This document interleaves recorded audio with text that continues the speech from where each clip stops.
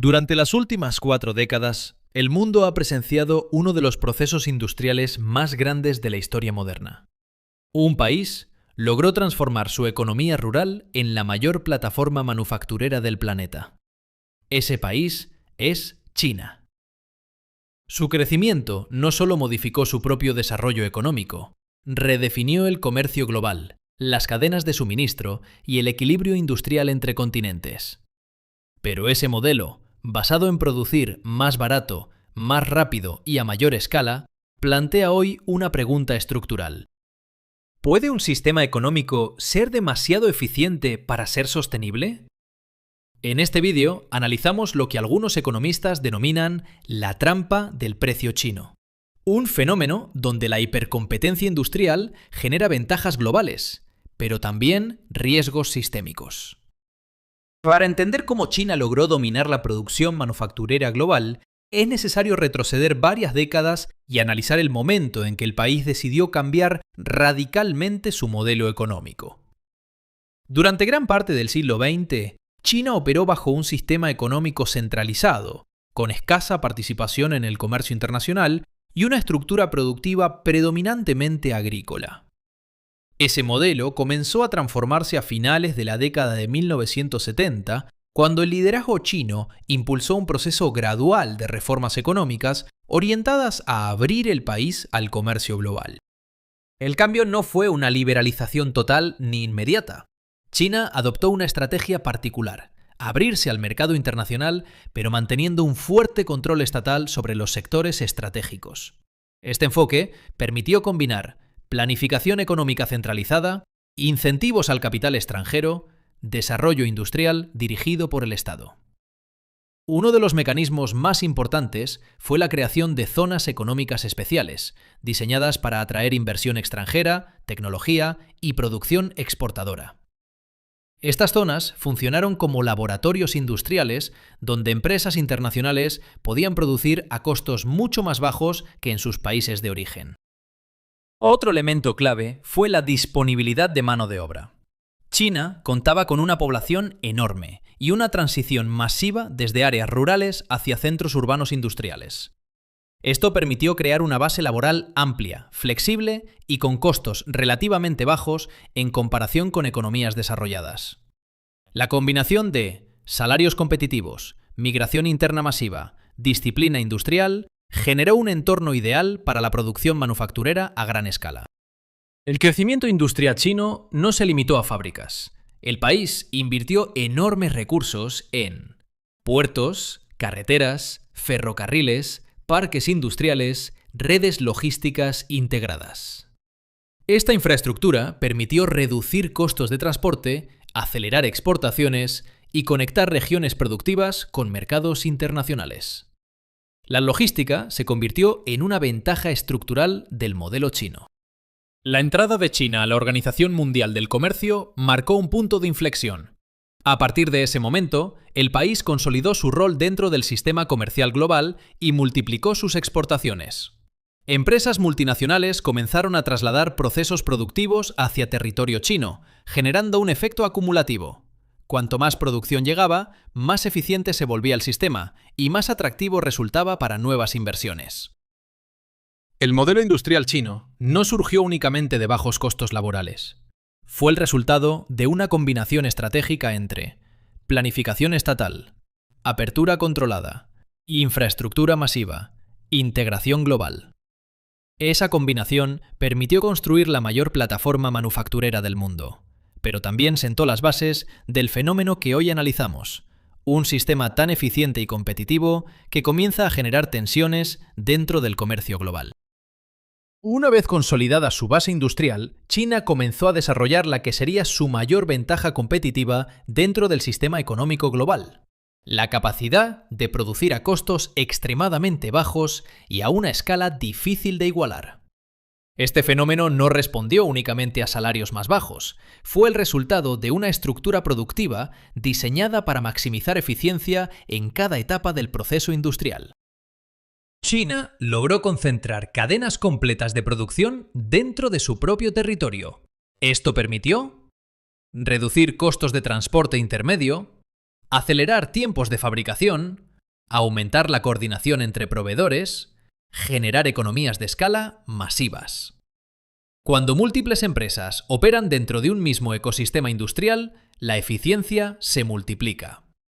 Cada fábrica reduce costos, porque toda la red productiva opera bajo la misma lógica. Ese nivel de integración permitió fabricar productos a precios que muchos competidores internacionales simplemente no podían igualar. El modelo chino combinó competencia empresarial con apoyo estatal estratégico. El Estado facilitó acceso al crédito industrial, subsidios a sectores prioritarios, desarrollo tecnológico dirigido, planificación de clústeres productivos. Este respaldo permitió que muchas industrias pudieran expandirse rápidamente sin enfrentar los mismos costos financieros que en otros países. La competitividad no dependía únicamente del mercado, dependía también de una estrategia nacional orientada a consolidar liderazgo industrial. El precio final de un producto no depende solo de su fabricación, depende también de transporte, almacenamiento, distribución, tiempos de entrega. China invirtió simultáneamente en puertos, transporte ferroviario y redes logísticas que permitieron reducir estos costos de manera significativa. Esto generó una ventaja adicional. No solo producía más barato, también distribuía más rápido. La combinación de producción masiva, apoyo estatal y eficiencia logística permitió a China inundar mercados globales con productos a precios altamente competitivos. Esto tuvo efectos inmediatos: reducción del costo de bienes de consumo, expansión del acceso tecnológico en países en desarrollo, incremento del comercio internacional. Pero también generó transformaciones profundas en las estructuras industriales de otras economías. Sectores completos comenzaron a enfrentar dificultades para competir en precio, incluso manteniendo altos niveles de calidad. El poder de producir más barato no solo permitió a China crecer económicamente, permitió que el país redefiniera las reglas del comercio global. Cuando un actor logra dominar el precio dentro del sistema, no solo vende más productos, empieza a transformar la forma en que las economías compiten. Y esa transformación es el punto de partida del siguiente desafío. Cuando la eficiencia extrema deja de ser solo una ventaja y comienza a generar tensiones dentro del propio sistema global. La expansión manufacturera de China generó beneficios claros para el comercio global, pero también introdujo un fenómeno que transformó profundamente la estructura industrial de muchas economías. Cuando un país logra producir a costos que otros no pueden igualar, la competencia deja de ser una disputa entre empresas individuales y se convierte en una reconfiguración sistémica de industrias completas. A medida que productos chinos comenzaron a dominar mercados internacionales, numerosas industrias manufactureras en otros países empezaron a enfrentar un escenario difícil de sostener. Sectores como textiles, manufactura ligera, electrónica básica, metalurgia, experimentaron una pérdida progresiva de competitividad. En muchos casos, las empresas no desaparecieron por falta de calidad o tecnología, sino porque las diferencias de costo eran estructuralmente imposibles de compensar. Este proceso generó el traslado masivo de producción hacia Asia, fenómeno que transformó la geografía industrial del mundo. En varias economías, especialmente en regiones que dependían fuertemente de la manufactura tradicional, este desplazamiento provocó un fenómeno conocido como desindustrialización acelerada. Las consecuencias no fueron solo económicas, sino también sociales. Pérdida de empleos industriales, reducción del tejido productivo local, dependencia creciente de importaciones, transformación de economías industriales hacia economías de servicios. La globalización productiva generó crecimiento global, pero también redistribuyó los centros de producción de manera desigual. Otro efecto importante fue la transformación de la competencia industrial. En muchos sectores, competir dejó de depender únicamente de calidad, diseño, innovación tecnológica, y pasó a depender principalmente de la capacidad de reducir costos de producción. Esto generó un dilema para muchas economías. Intentar competir en precio implicaba reducir salarios y costos laborales, lo que afectaba estabilidad social y desarrollo económico interno. No competir implicaba perder sectores industriales completos. La concentración manufacturera en un solo país también comenzó a reducir la diversidad industrial global. Cuando múltiples países dependen de una misma fuente productiva, el sistema se vuelve más eficiente en condiciones normales, pero también más vulnerable frente a crisis comerciales, interrupciones logísticas o tensiones geopolíticas. La eficiencia extrema puede generar fragilidad sistémica. La competencia generada por el modelo industrial chino no destruyó la industria global, pero sí la reorganizó profundamente. Al hacerlo, introdujo una pregunta estructural para el sistema económico internacional. ¿Puede el comercio global mantenerse sostenible cuando la producción se concentra en un número reducido de actores? Ese dilema marca el punto donde la eficiencia deja de ser únicamente una ventaja y comienza a convertirse en un desafío para la estabilidad del sistema productivo mundial. El modelo industrial chino no solo transformó la economía global, también generó tensiones estructurales dentro de la propia China. La competitividad basada en producción masiva requiere mantener niveles constantes de actividad industrial, incluso cuando la demanda global comienza a desacelerarse. Aquí aparece uno de los mayores desafíos del modelo: la sobreproducción. El crecimiento económico chino ha estado históricamente vinculado a la expansión del sector manufacturero. Este modelo permitió absorber mano de obra masiva, sostener crecimiento del empleo urbano, impulsar exportaciones, mantener estabilidad social. Pero para que ese sistema funcione, las fábricas deben mantener altos niveles de producción de forma permanente. Reducir producción implica pérdida de empleo, caída de ingresos regionales, riesgo de inestabilidad económica interna. Por eso, el sistema tiende a producir incluso cuando el mercado global comienza a saturarse. En varios sectores, China desarrolló una capacidad productiva superior a la demanda mundial. Esto se ha observado en industrias como acero, construcción naval, paneles solares, vehículos eléctricos, manufactura tecnológica. Cuando la oferta supera la demanda, las empresas enfrentan una presión constante para vender, incluso reduciendo márgenes de rentabilidad. Esto genera un fenómeno estructural: competir no solo con el exterior, sino dentro del propio sistema productivo chino. Para evitar crisis industriales internas, el Estado chino ha intervenido frecuentemente mediante financiamiento preferencial, apoyo a empresas estratégicas, estímulos a la exportación, inversión en infraestructura para absorber producción. Estas medidas permiten sostener empleo y crecimiento, pero también pueden prolongar desequilibrios productivos. El sistema se vuelve dependiente de mantener expansión constante. La sobreproducción no siempre genera crisis inmediatas. Puede generar ciclos prolongados de baja rentabilidad, donde las empresas sobreviven con márgenes mínimos y dependen del volumen para sostener operaciones. Este tipo de ciclos puede limitar innovación, generar acumulación de deuda corporativa, aumentar dependencia del comercio exterior. En otras palabras, la competitividad extrema puede convertirse en una presión permanente sobre la estabilidad industrial interna. El éxito industrial chino creó una paradoja estructural. Para sostener su modelo económico, el país necesita seguir produciendo a gran escala, pero esa misma escala genera exceso de capacidad y dependencia del mercado global.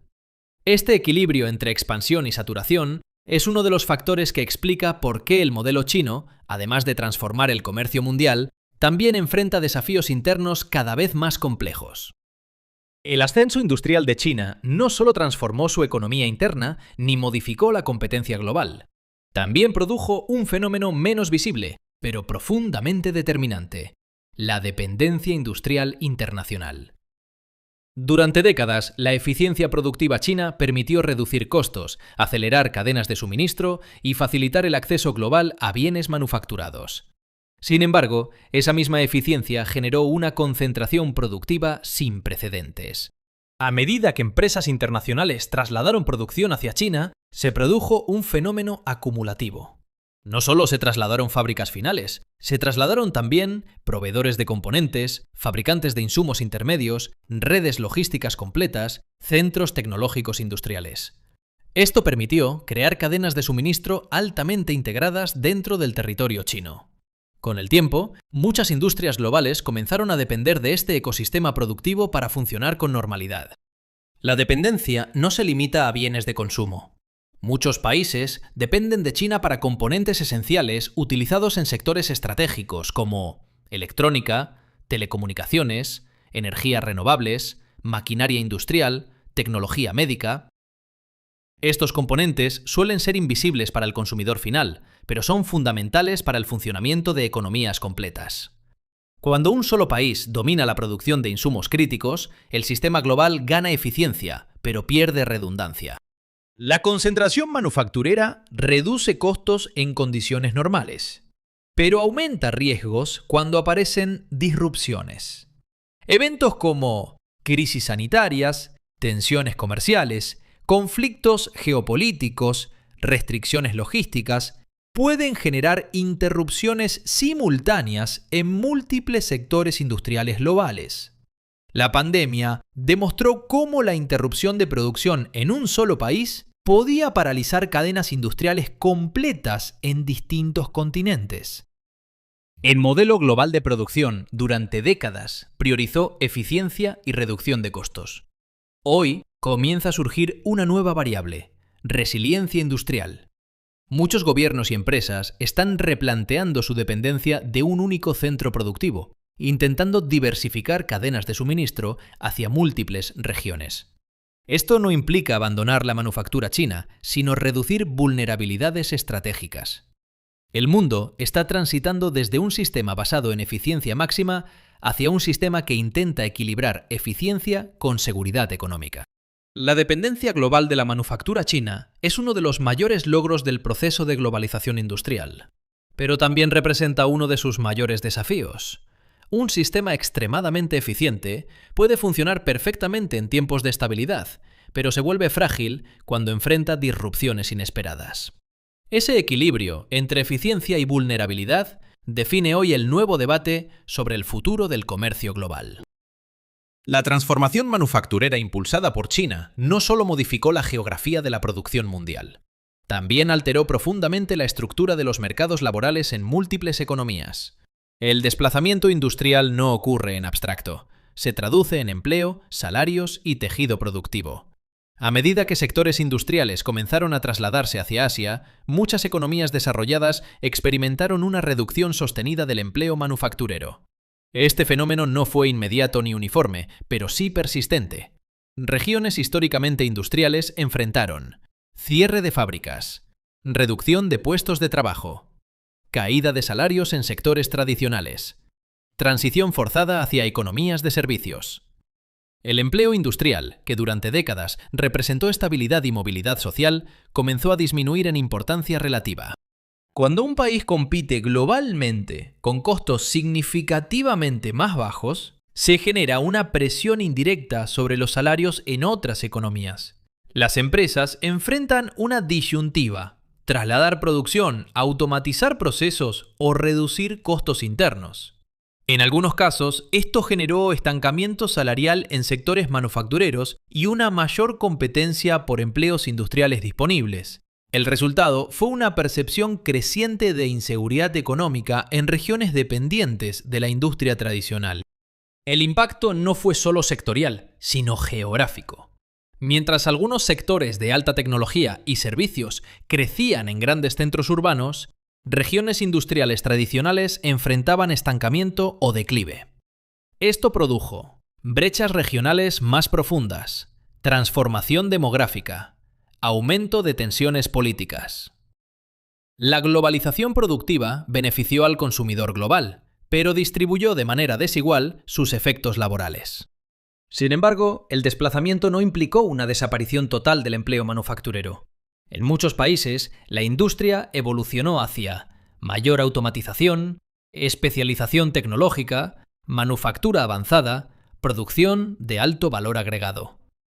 El empleo industrial no desapareció, se transformó. Pero esa transición no fue inmediata ni uniforme y generó fricciones en el proceso. El modelo industrial chino no solo alteró precios y cadenas de suministro, también reconfiguró el mapa laboral global. La competencia basada en eficiencia extrema creó beneficios para el consumidor, pero obligó a muchas economías a redefinir su estructura productiva. El desafío no fue solo económico, fue social. Y ese impacto laboral es uno de los factores que explica por qué el debate sobre la globalización industrial se volvió cada vez más político en distintas regiones del mundo. Durante décadas, el sistema económico global se organizó bajo un principio dominante: producir donde fuera más barato. Sin embargo, la creciente dependencia industrial y las vulnerabilidades expuestas en momentos de crisis llevaron a varios países a replantear esa lógica. La respuesta internacional no ha sido abandonar la manufactura china, sino buscar un nuevo equilibrio entre eficiencia y seguridad económica. Uno de los principales cambios ha sido el impulso de estrategias conocidas como relocalización o diversificación industrial. Estas políticas buscan trasladar parte de la producción hacia países cercanos geográficamente, aliados estratégicos, mercados internos. El objetivo no es eliminar las cadenas globales de suministro, sino reducir la dependencia de un único centro manufacturero. Este proceso responde tanto a consideraciones económicas como geopolíticas. Varios gobiernos comenzaron a aplicar políticas industriales activas para atraer producción hacia sus territorios. Estas políticas incluyen incentivos fiscales, subsidios a industrias tecnológicas, inversión pública en infraestructura productiva, apoyo a investigación y desarrollo. La competencia industrial global dejó de depender exclusivamente del mercado. Los estados volvieron a desempeñar un rol central en la planificación productiva. Otro elemento clave ha sido la aplicación de medidas comerciales orientadas a proteger sectores estratégicos. Estas medidas pueden incluir aranceles, restricciones a importaciones, regulaciones tecnológicas, controles sobre inversiones extranjeras en sectores sensibles. El objetivo no es cerrar economías, sino proteger industrias consideradas fundamentales para la seguridad nacional y la autonomía tecnológica. Empresas multinacionales también comenzaron a modificar su estrategia productiva. En lugar de depender de un solo país, muchas corporaciones adoptaron modelos de producción diversificada, distribuyendo fábricas en múltiples regiones. Esta estrategia busca reducir riesgos logísticos, aumentar resiliencia frente a crisis, mantener flexibilidad operativa. Aunque este proceso aumenta costos en el corto plazo, se percibe como una inversión en estabilidad futura. La respuesta internacional al modelo industrial chino refleja un cambio profundo en la lógica del comercio global. Durante décadas, la eficiencia absoluta fue el objetivo principal. Hoy, la seguridad económica y la resiliencia productiva comienzan a ocupar un lugar igual de importante. El mundo no está abandonando la globalización industrial. Está entrando en una nueva fase donde la eficiencia ya no se mide solo en costos, sino también en capacidad de resistir crisis y disrupciones. El concepto de trampa del precio chino puede interpretarse de distintas maneras. Para algunos analistas, representa un riesgo estructural dentro del sistema económico global. Para otros, es simplemente la consecuencia natural de un proceso de modernización industrial extremadamente exitoso. Lo cierto es que el modelo productivo de China no puede entenderse únicamente desde sus efectos negativos. También es uno de los procesos de desarrollo económico más acelerados y transformadores de la historia contemporánea. Durante las últimas décadas, la expansión industrial china permitió reducir el costo global de bienes de consumo, facilitar el acceso a tecnología en países en desarrollo, acelerar la integración comercial internacional, sacar a cientos de millones de personas de la pobreza. Estos cambios modificaron profundamente la estructura económica global y contribuyeron al crecimiento del comercio internacional. Desde esta perspectiva, el modelo chino no representa una distorsión, sino una evolución del sistema global hacia una producción más eficiente. El debate surge cuando la eficiencia extrema comienza a concentrar producción en un número reducido de actores. Cuando un solo país domina múltiples cadenas industriales, el sistema global enfrenta un dilema estructural. Gana eficiencia, pero pierde diversificación productiva. Este fenómeno no es exclusivo de China. Es una tendencia recurrente en sistemas económicos donde la competencia global favorece a los actores más eficientes. La diferencia es que la escala china amplificó este efecto a niveles sin precedentes.